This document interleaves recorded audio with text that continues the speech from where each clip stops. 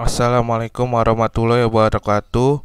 Nama saya Nur Faiz dari kelas R86 dengan NPM 2019-43502465, ingin menjelaskan seputar judul skripsi yang saya ambil. Judul yang saya ambil adalah Sistem Monitoring Alat Kerja untuk Manajemen Karyawan dengan menggunakan metode FIFO pada PT Media Infotama berbasis Java. Dari judul yang digunakan seputar dengan topik SMBD atau Sistem Manajemen Basis Data.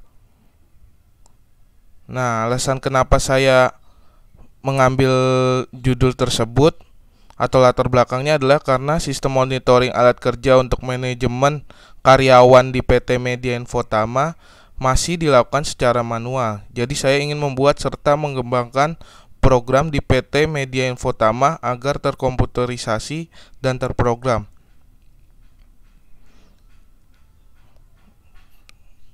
Dari metode yang saya gunakan adalah FIFO. Kenapa saya mengambil metode FIFO? Karena menurut saya metode itu cocok dengan judul yang saya ambil. Nah, ini adalah penjelasan tentang metode FIFO. Metode FIFO atau First In First Out merupakan salah satu metode manajemen persediaan dengan cara memakai stok barang di gudang sesuai dengan waktu masuknya. Stok yang pertama kali masuk ke gudang adalah stok yang harus pertama kali keluar dari gudang. Alasannya adalah agar persediaan yang pertama bisa segera dijual atau dimanfaatkan agar tidak cepat rusak karena terlalu lama tersimpan di dalam gudang. Penerapan metode ini dinilai sangat mudah dan relevan dengan aliran fisik stok barang dalam gudang penyimpanan.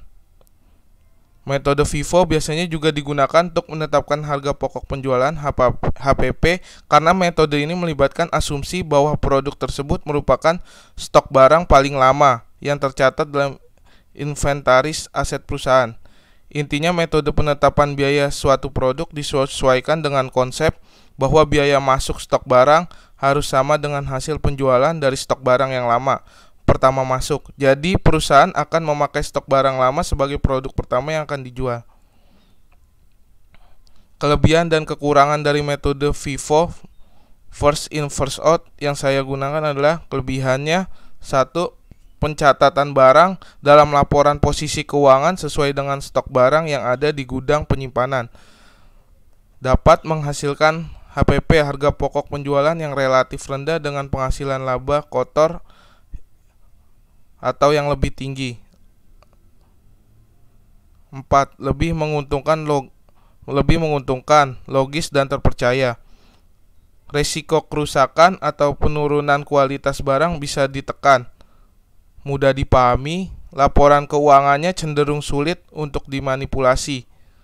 Nah, kekurangan dari metode yang digunakan adalah beban pajak yang harus dibayarkan oleh perusahaan kepada pemerintah cenderung lebih tinggi. Meski menguntungkan, laba yang dihasilkan biasanya kurang akurat. Kesenjangan antara modal produksi dengan laba yang dihasilkan cenderung besar.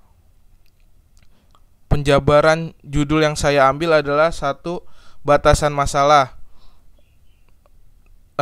Di dalam batasan masalah itu ada data master, yaitu ada terbagi menjadi 2, yaitu input. Di input itu ada data karyawan. Data karyawan biasanya berisi tentang data-data karyawan di PT Media Infotama. 2. Data alat kerja. 3. Data peminjaman. 4. Data pengembalian. Nah, adapun outputnya, yaitu outputnya itu seputar laporan karyawan, laporan alat kerja, laporan peminjaman, laporan pengembalian. 2. Program dibuat dengan bahasa programan Java. 3. Editor untuk buat programnya menggunakan NetBeans 8.2. 4. Pembuatan laporannya menggunakan eReport 5.06. 5. Database menggunakan MySQL, server lokal atau SAM. Sekian dari saya. Jika ada salah kata mohon maaf. Wassalamualaikum warahmatullahi wabarakatuh.